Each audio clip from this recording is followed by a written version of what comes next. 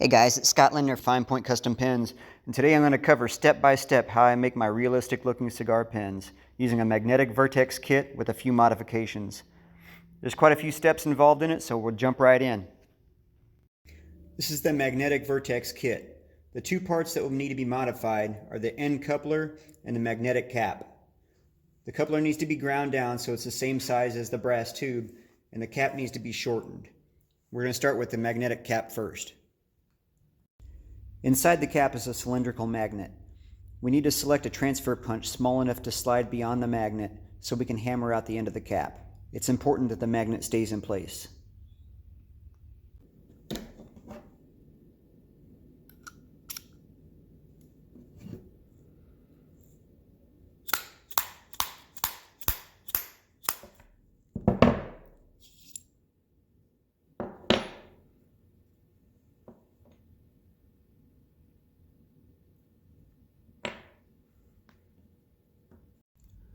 Both ends of the cap look the same, so in case you get them mixed up, the end you don't want to cut off is the end where the roller ball tip slips into the cap and has about a 1/4 inch extending. As you can see on the other side, it barely sticks out and you have to get your fingernail or something under there to try to get it out. This is the correct side, and this is the side you do not want to cut. This is the side you cut. Now I need to know where I want to cut off my cap. So I'm going to take my roller ball tip and I'm going to insert it into the correct end of the cap. And you can see I got my 1/4 inch sticking out here. I'm going to turn that over. On the other end, I'm going to take my transfer punch and I'm going to insert it until it bottoms out. Where it bottoms out is the very tip of that roller ball tip. Now I'm going to come along with my pencil. I draw a little line here on my transfer punch. And what I'm going to do is I'm going to line up that line with the very end of the cap here. And then this end of the transfer punch, that's where it bottoms out. So I'm going to come along with a piece of tape. I'm going to line that up with the end of that transfer punch. And as long as I stay on this side of the tape, then I'm good to go. Alright, so as you can see, I'm over at my table saw. I've got my cap with my arrow pointing towards the side that I want to cut off. And what I'm going to do is, so I don't risk cutting my fingers off, because I need to hold that, what I'm going to do is I'm going to clamp this so I'm 100% safe here.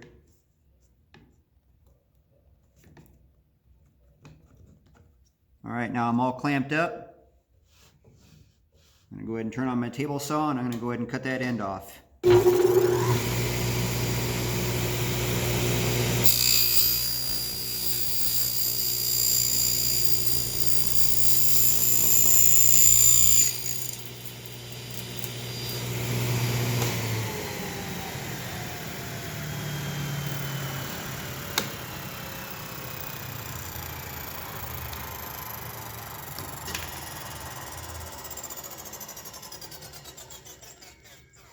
Now I got a nice clean cut, and I stopped just short of my line there, so I'm good to go. Now I'm going to go ahead and do a partial assembly for the tube, the coupler, and the end cap, and then that way the refill will be able to fit in exactly as it was intended. So these three parts, I'm going to go ahead and assemble them.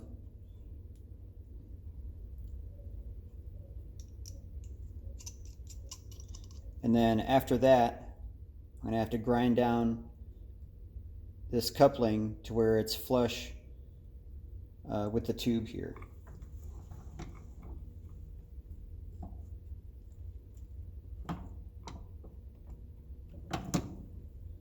Alright, now I'm all set to go over to the grinder and grind that down flush. Alright, so here's where we grind down the coupling so that it's flush with the tube.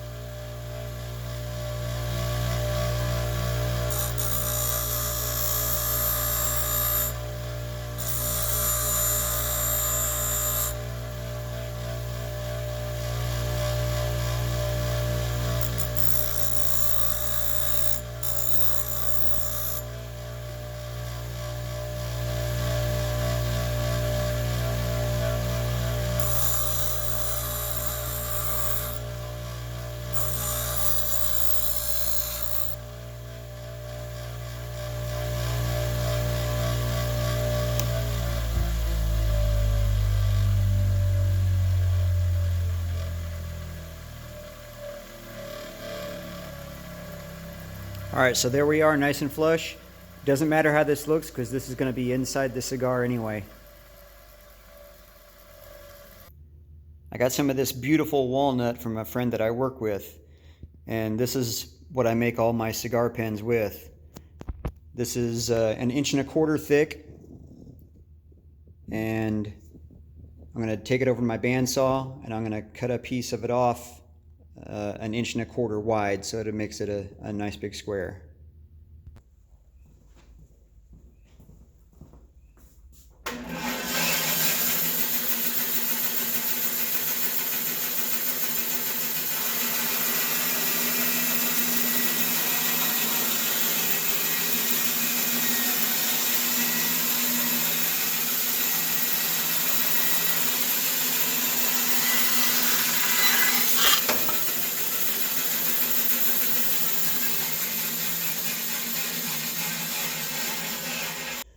Okay, so I'm going to cut off about the last 10 inches of this and use it. The cigar itself is going to be about 7 inches, so I'll have about 1.5 inches on each side to work with because I'm going to turn this between centers. And you can see about the last 12 inches of this piece of wood has some really nice striations that I really want to make use of. So I'll go ahead and get that cut off and then we'll get ready to head to the lathe.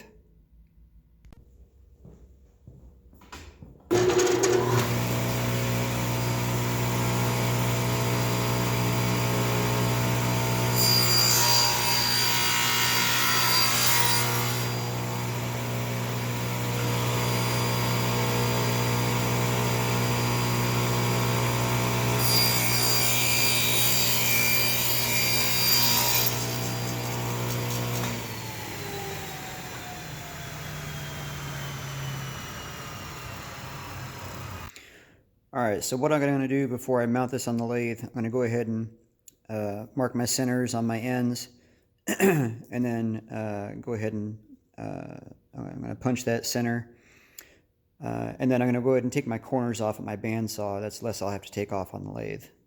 So I'll go ahead and I'll mark those centers right now.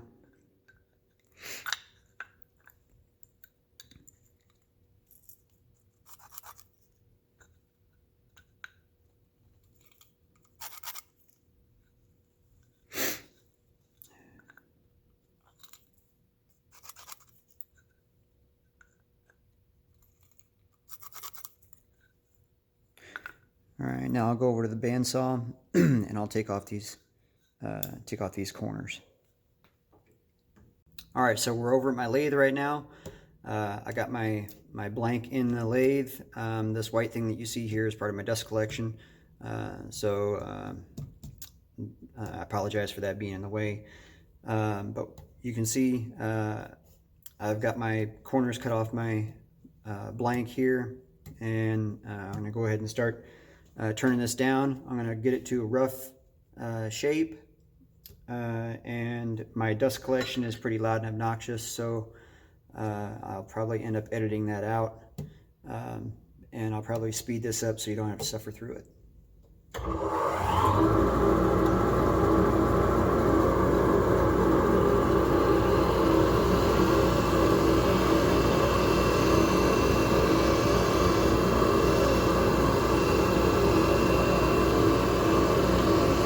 Three hours later.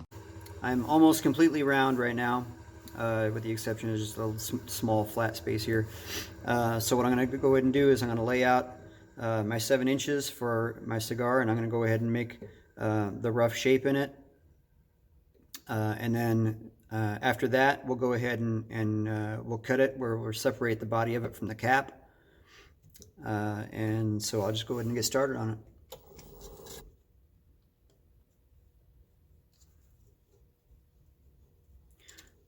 I want to be able to get the most figure in it as I can.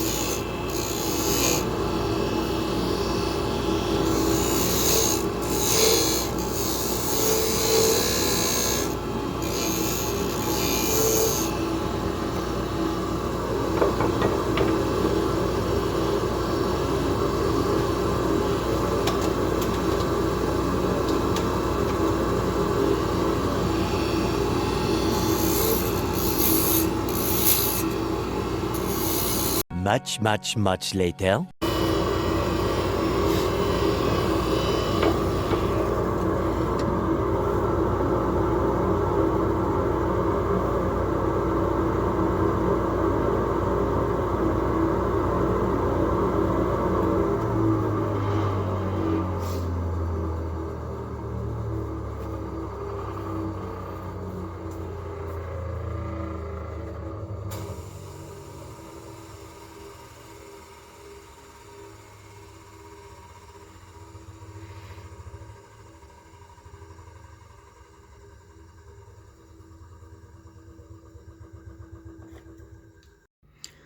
So on the previous 2 cigar pens that I've made,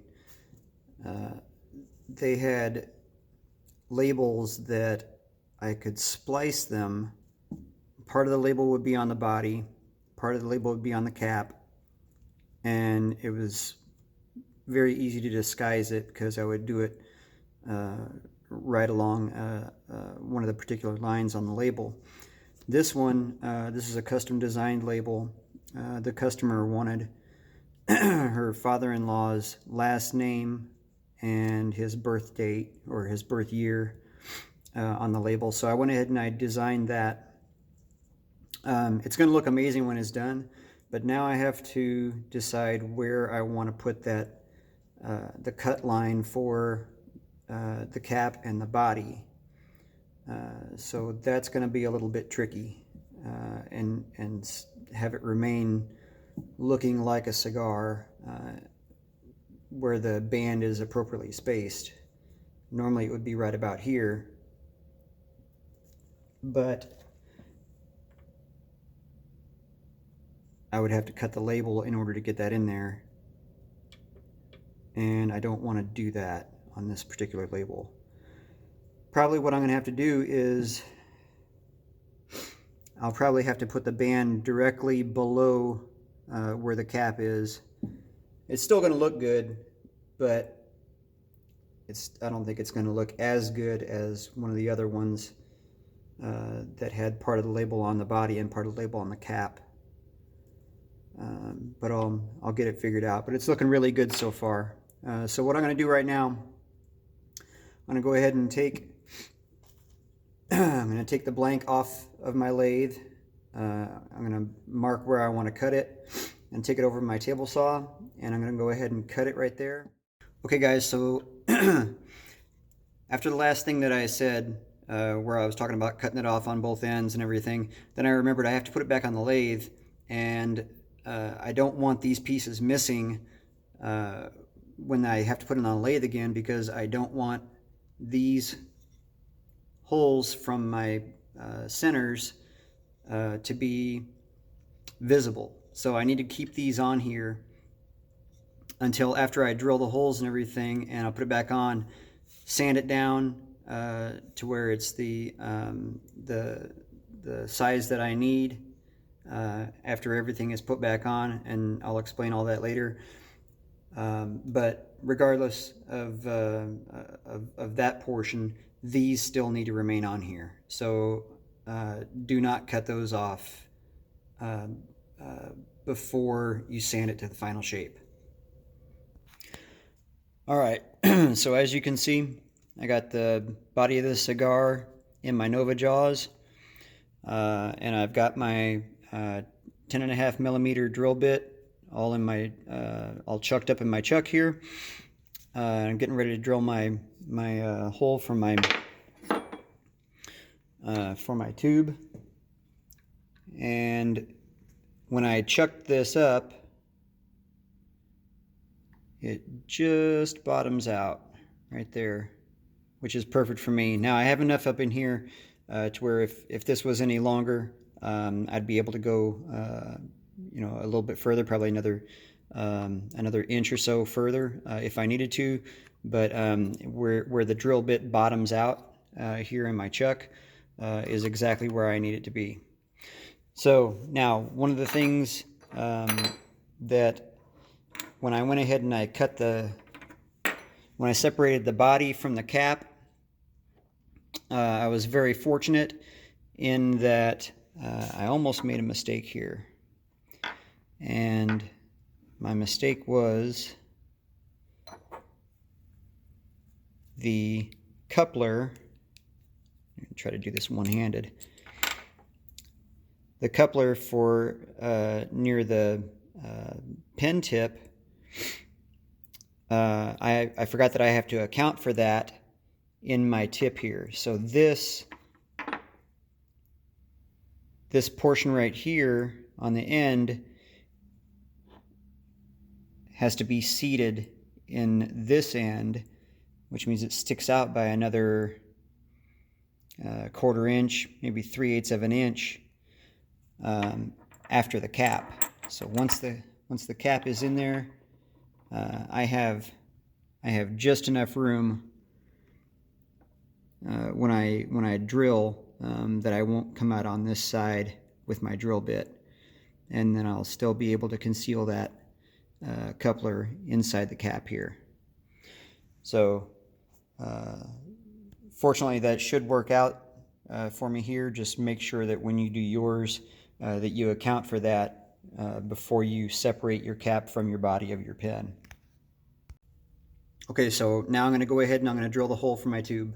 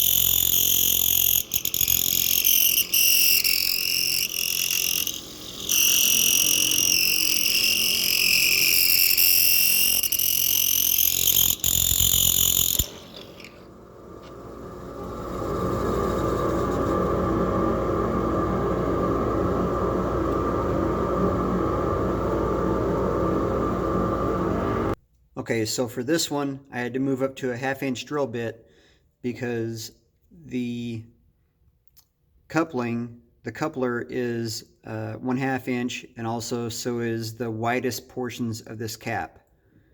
Even though this cap is hexagonal, the corners of it where they jut out from one corner to the next is right at a 1/2 inch. So also when I take my calipers here and I measure from the end of the cap that I cut off all the way to the far end of this coupler, comes out to exactly 1.5 inches. So I went ahead and put a stop collar on my drill bit for exactly 1.5 inches from the widest portion on the end of the drill bit here. So that way I don't risk going beyond here and busting through the other side on my cap. So we'll go ahead and we'll get this drilled.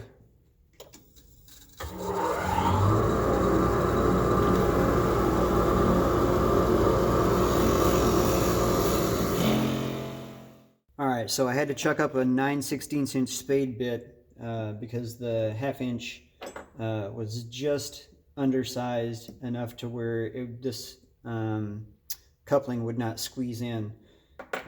So I got my spade bit chucked up in here. I was hoping I wouldn't have to do that again because I've had to do that in the past, but I really don't like using spade bits for making pens.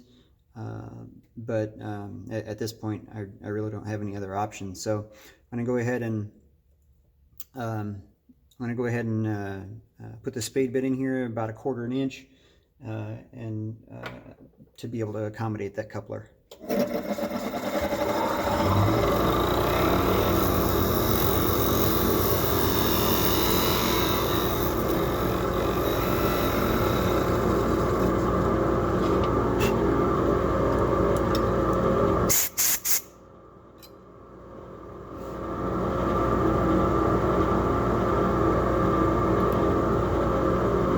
little bit more.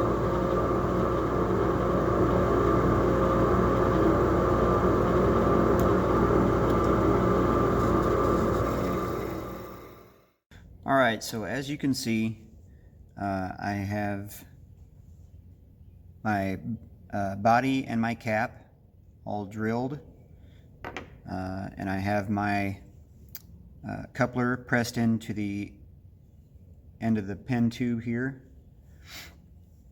and I'm going to go ahead and I'm going to screw in my rollerball tip, and we're getting ready to epoxy in the cap here, so I'm going to go ahead and put that on also. And you want to go ahead and do that before you put in the epoxy, because you want to make sure that that's going to be able to be fully seated. The reason that I use epoxy here instead of CA is I've used CA in the past, and the thing with CA is, as you all probably very well know, you never know when it's going to seize up on you. And in the past, I've used CA, and I ended up regretting it for a couple different reasons. One time it seized up on me, and I did not have everything in the right position.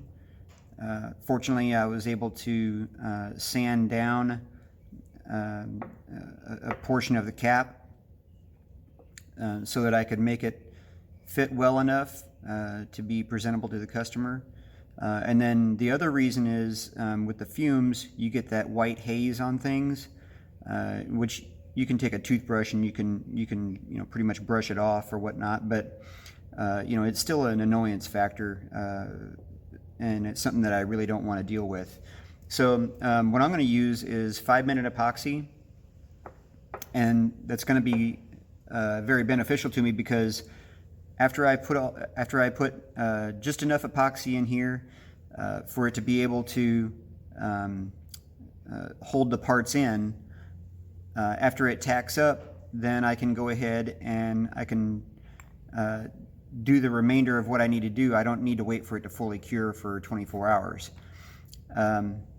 But I can go ahead and I can do all this in one step. What I'm going to do first, though, is I'm going to line up my striations in the wood there. And what I'm going to do is, after I get all that lined up, I'm going to come along with my pencil, and I'm going to draw a little line here so that I can match this up. There's nothing more annoying than trying to match up striations in wood when you're fighting against the clock. So now I've got my little indicator here of exactly where my grain meets up. So I'm going to go ahead and I'm going to take the body and the cap, I'm going to set them aside, and then I'm going to go ahead and mix up my 5-minute epoxy. Now I don't need much, it's just a tiny little amount. Go ahead and squeeze that out here.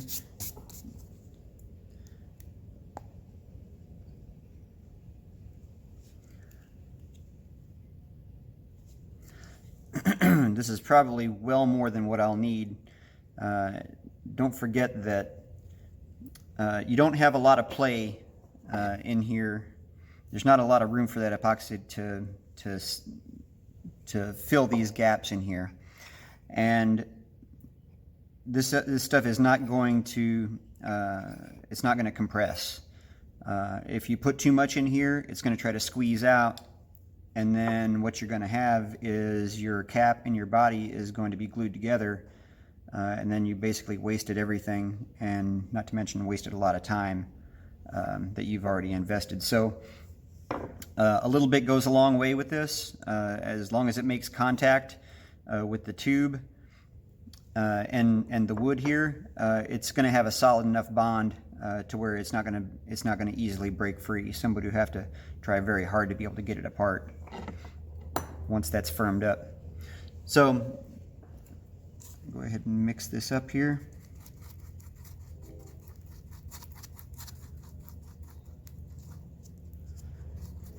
And I'm going to end up using a barbecue skewer to be able to get a little bit of this down inside the body and the cap where it needs to be.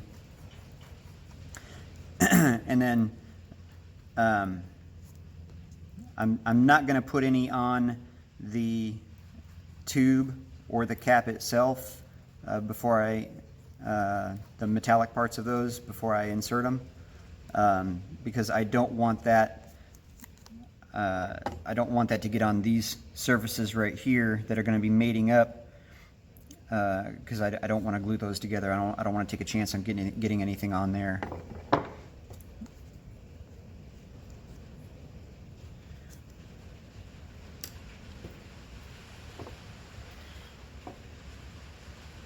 Alright, so I'm using my barbecue skewer. Doesn't take a whole lot. I'll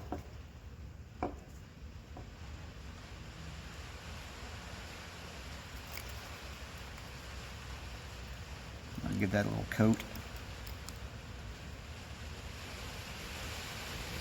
That's probably enough for that.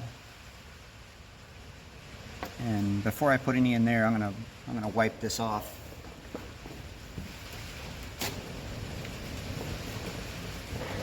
I really don't want to risk getting any on the edge there it's gonna mate up with the body of this.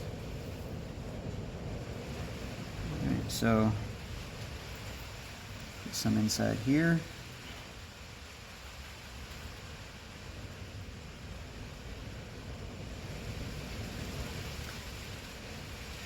You also want to be careful with the cap portion.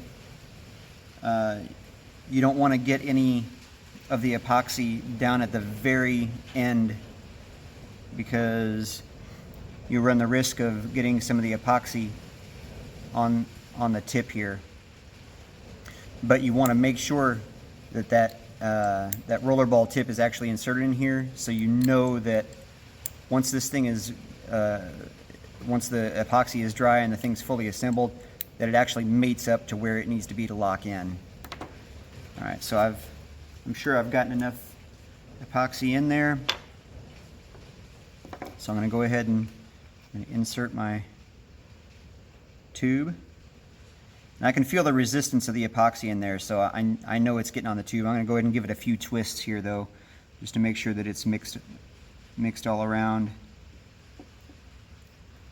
Now, there's a little bit of slop in there, but that's fine. The epoxy is going to fill that up.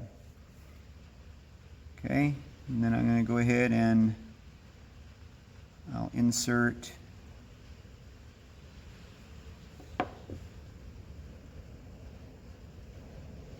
the cap into the wood there.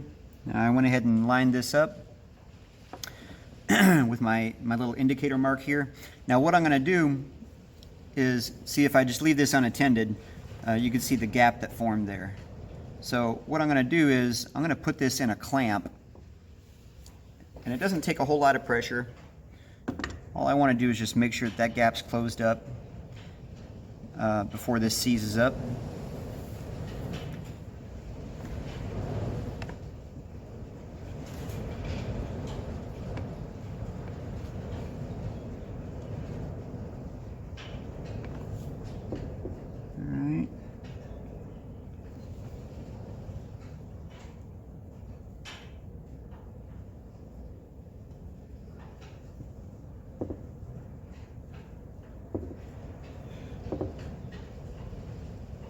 All right, now I am good right there.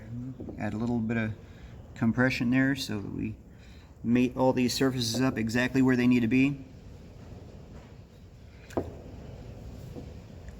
Then we'll give this a few minutes, and then when we come back, and here in about 10 minutes or so, it should be solidified enough to where we can go ahead and move on to the sanding portion of this without fear of anything coming loose inside there. So we'll go ahead and leave this for a few minutes, and then when we come back, we'll get ready to put it on the lathe again. All right, we're back at the lathe, and my epoxy is dry enough to where everything's firmed up, and I can go ahead and I can do my sanding and everything that I need to do. Don't have to worry about it being fully cured, as long as we can go ahead and do what we need to do without it being disturbed inside there. So I went ahead and started sanding on this a little bit. You can see how well the seam it's virtually invisible right now. So I'm just going to go ahead and sand it down a little bit more before I go ahead and put any kind of a sealant on it. As you can see, there's a couple spots here and here, and maybe one more somewhere that I need to go ahead and sand out of there. And then once I get to the point where I can go ahead and put a finish on it, then I'll go ahead and do that. But as I'm sanding, I'm feeling for the right diameter that I'm wanting. Of course, you know, it's going to look like a realistic cigar. I want it to feel like a realistic cigar in size and everything. So every once in a while, I'll stop sanding. I'll feel it to make sure that I'm within the diameter that I want. And so I'm going to go ahead and continue sanding from here, and we'll be done with that in a couple minutes.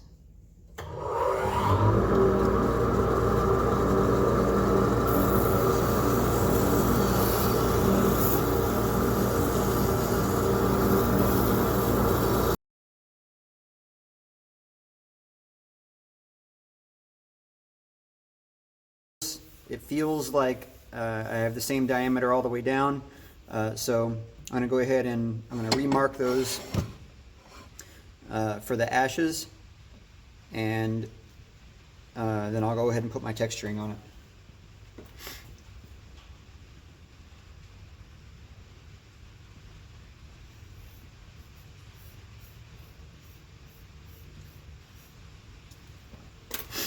I use a few different things here for texturing. I'll use my Dremel. I'll use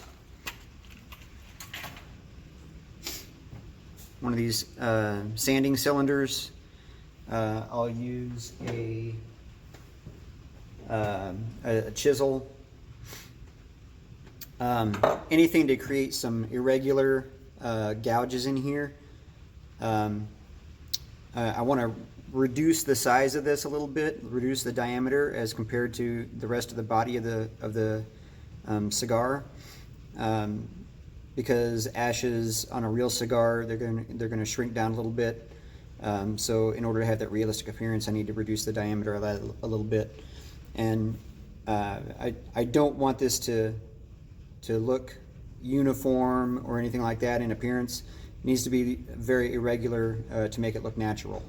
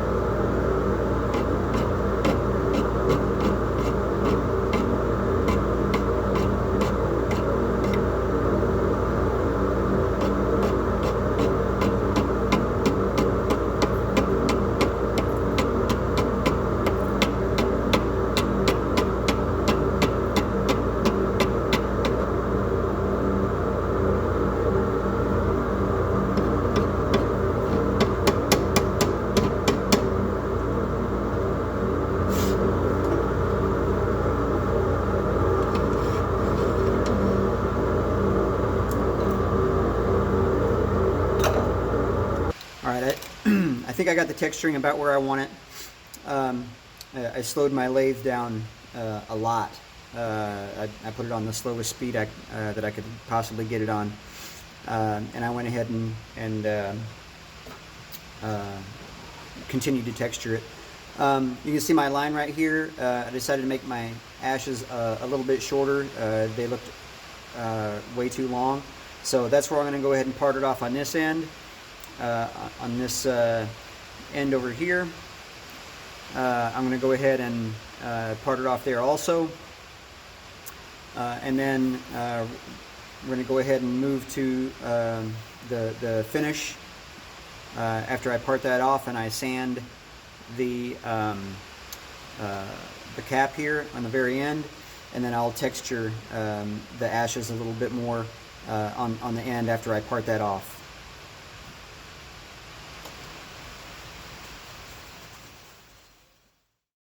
Alright, I went ahead and parted off the ends, and I got my Nova Chuck back on here on the lathe, and I've got my cap in here. I'm just going to go ahead and get this sanded.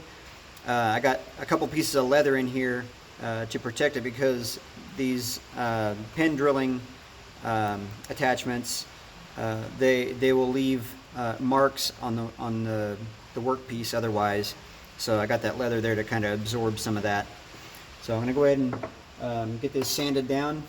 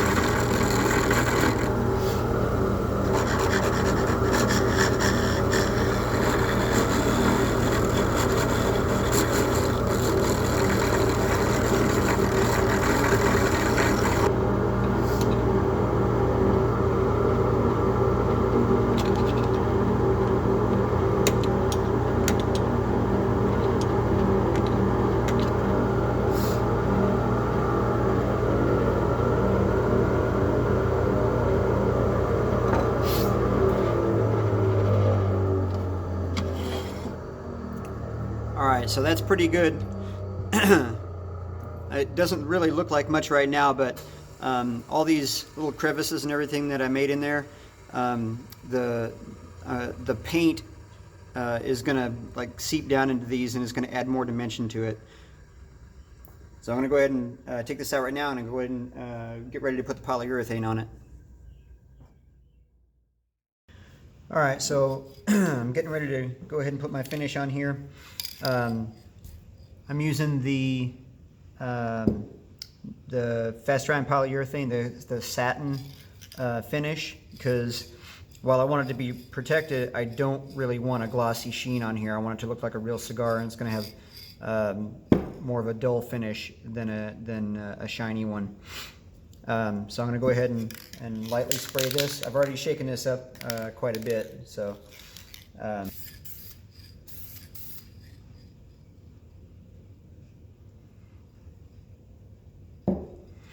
alright, so there's one coat. I'm really not too concerned about getting the ashes really well.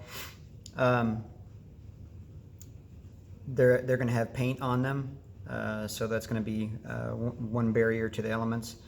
The portion where the two pieces meet, the cap and the body, rather than spray those, I'll probably just put like a really light coat of maybe some kind of a sanding sealer or something like that on it, and wait till it's completely dry before I put it back together again. That way it'll still be protected, but I don't have to worry about it sticking together. Alright, I went ahead and put a second coat on the cigar itself, so that'll be a little bit more protected. The first coat dried pretty nicely, and it was a nice flatter finish. Hopefully that second coat will not add too much of a sheen onto it.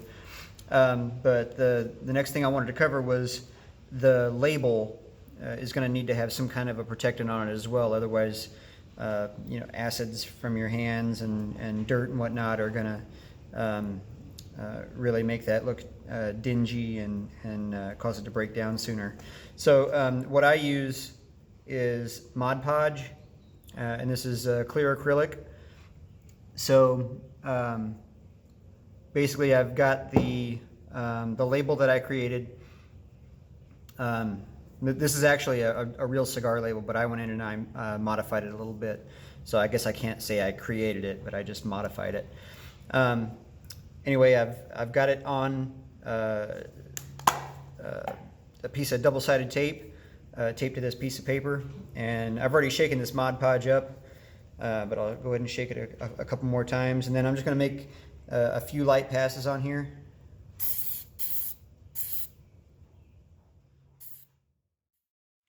All right, so we have put 2 coats of satin polyurethane on the pen.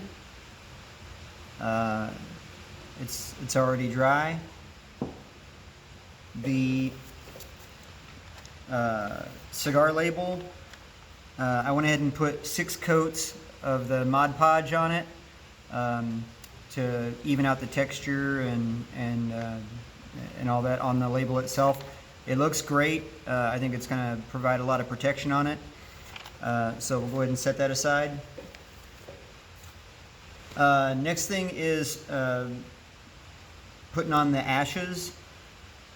But what I use is acrylic paint, and you'll want to get the matte paint. You don't want this to be shiny because ashes on a real cigar are not shiny. So what I'll do is put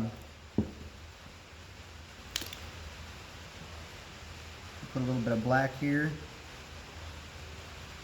Actually, put a lot of black because the first layer is nothing but black.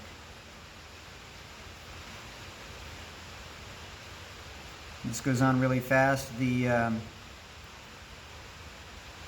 acrylic paints dry very quickly. By the time I make it all the way around, it should be dry on the other side.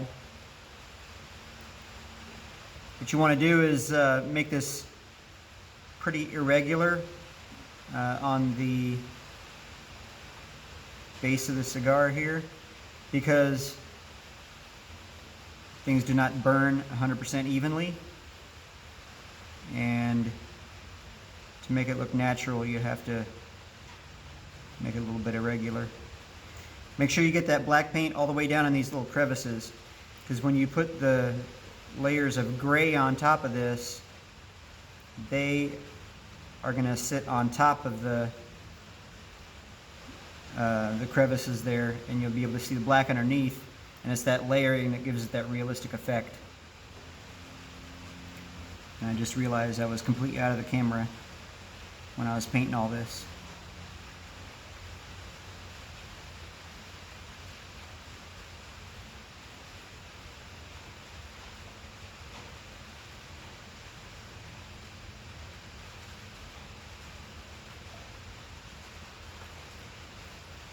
Get this black paint all the way down inside those little crevices.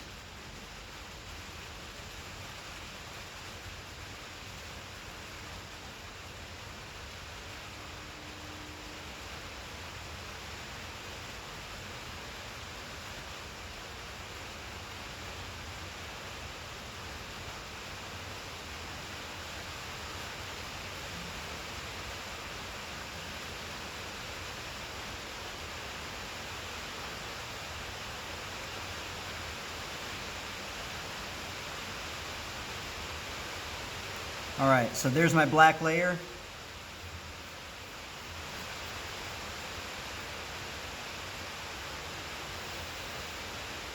You can hear it's raining outside my shop right now, so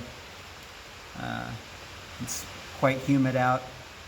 What I may need to do is I might need to go ahead and pause the video here and dry this off with hit this with a heat gun so it dries a little more quickly because it is so humid out here.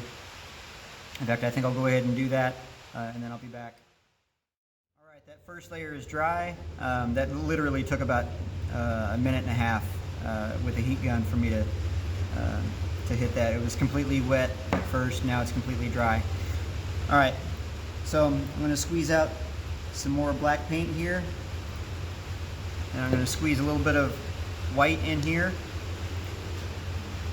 I imagine, you could go buy a bottle of each color if you wanted to, of different grays and whatnot, but it's just so much easier to go ahead and just mix it yourself. And these are not expensive. I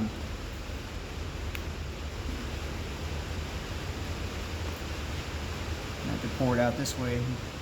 There we go. All right, that might have been too much white.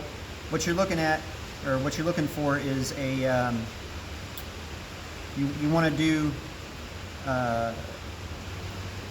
layers that are lighter than the last layer. So actually I need to add a little more. That's way too much.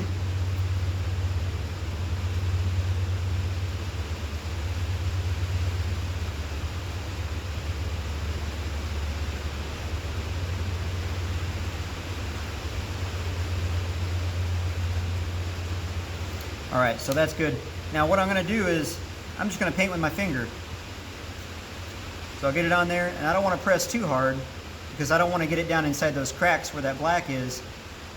But I'm just going to touch it all around here.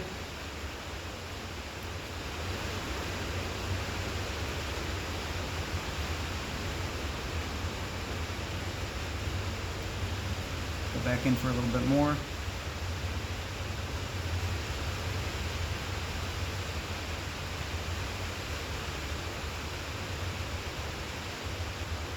Too far up there on the cigar, and wipe that off.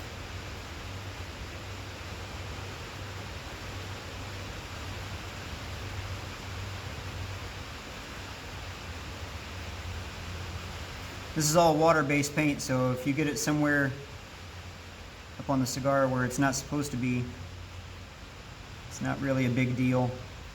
You just wipe that off. Use a little bit of water, come back later, and you can get that off there.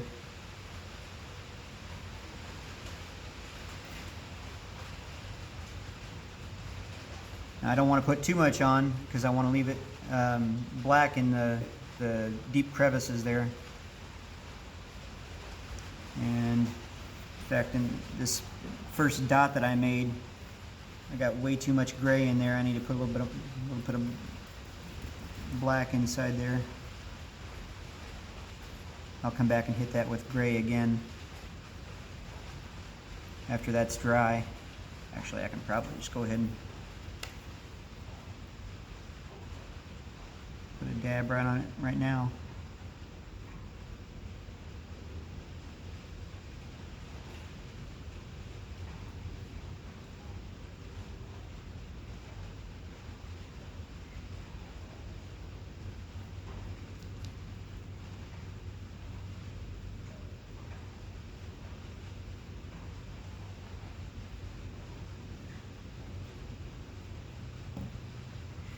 All right, so as soon as that's dry, then we'll come back and we'll do a lighter coat of gray on top of that.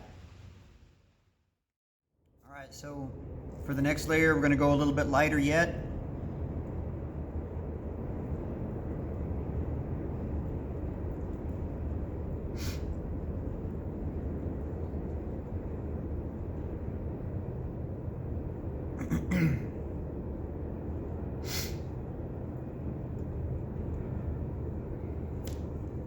We're going to do the same thing we did before. Dip our finger in a little bit, come back around. Just going to barely tap it on there. These lighter colors are meant to sit more on the top, just like the lighter color would be on the ashes of a real cigar.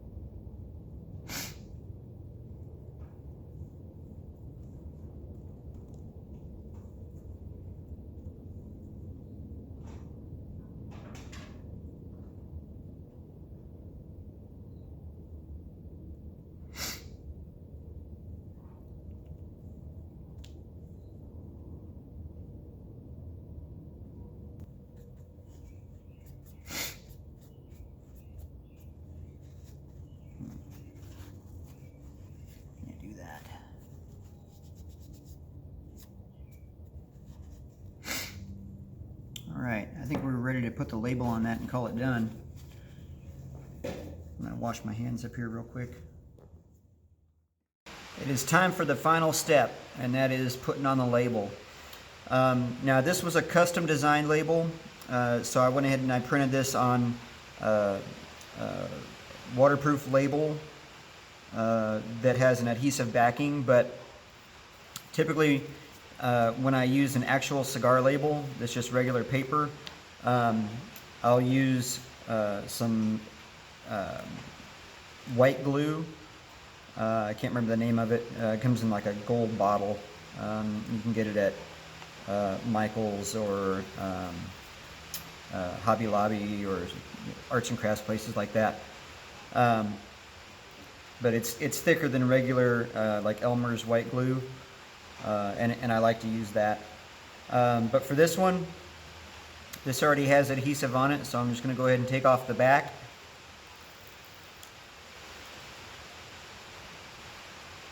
And I'm going to put this, I like this portion right here best for the top.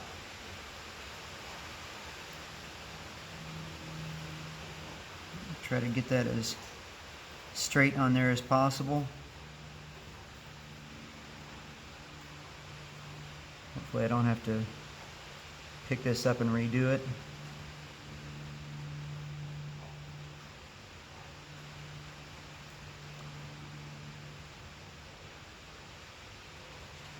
That's it. It's on there. Alright, so that's the finished product. And I'm going to send a picture of this to the customer, and I'm sure they'll be very happy with it. Off camera, I went ahead and put the ink refill in. I just wanted to let everybody know that because you all didn't see me do it. But that's it. Hope you all enjoyed the video. I enjoyed doing it. And I'd like to see if any of you all try to do this. I'd like to see what you got. But it was fun. Thanks.